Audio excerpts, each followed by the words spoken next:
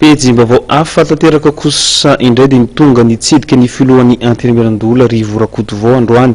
ny ambasadorn'ny Repoblika Federaly Alemaina miasa somonina eto amintsika. Ny fifandraisana eo amin'ny parlemanta rotonta indrindra eo amin'ny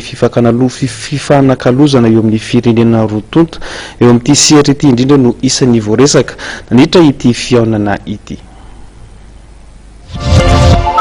Fitsidiana voalohany dia ny filohan'ny antenimiran-dola Andriamatoa Rivorakotovao no nataon'Andriamatoa Harald de Guerrig, ambassadorn'ny Repoblika Federaly Alemaina androany maraina teny amin'ny lampana nosy kely. Ny fifandraisana eo amin'ny parlemanta rotonta indrindra eo amin'ny fifanakalozana eo amin'ny firenena rotonta eo amin'ity sehatra ity no voaresaka tamin'izany. Isoiny ambassadorn'ny Alemaina ny fanasana olona sy isony mavombahoaka malagasy ho an'ny Alemaina ary ny fanazavany tamin'ny mpanao gazety. No mafisin'ny filohan'ny antenimiran-dola kosa fa anisan'ny modely eo amin'ny fifandraisana eo amin'ny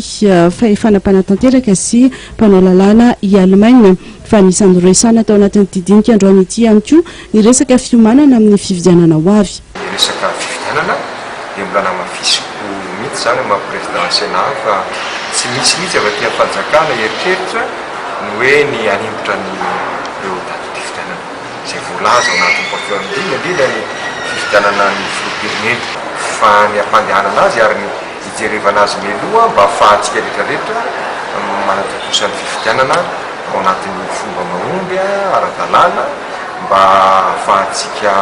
voaka-pandresy voaka malagasy ao anatin'izany fividianana zany satria zavatra lehibe zany eo amin'ny lafiny fandresena ara-demokratika ary ny firenena maro samihafa ary ny anisan'izany ny firenena Alemaina dia nahita an'ireo ataoko hoe ny fadingany efa vitatsika eo amin'ny hatramin'izay nalalian'ny filoham-pirenena tamin'ny 2013 zay koa fanirian'izy ireo dia mba ahafahantsika firenena miditra foana anatin'izay famarina toerana amin'ny lafiny ara-politika sy ny lafiny androm-panjakana izay stabilité institutionnelle sy politika eto amintsika mba ahatongatsika hitodika bebe kokoa rehefa mpandrosoana. Marina fa io maraina ihany koa dia miraisy ny filohan'ny antenimiran-dola tao amin'ny lampana nosy kely misy olo tena maritry ny FAO Andriamatoa Patrice Talata Kokam.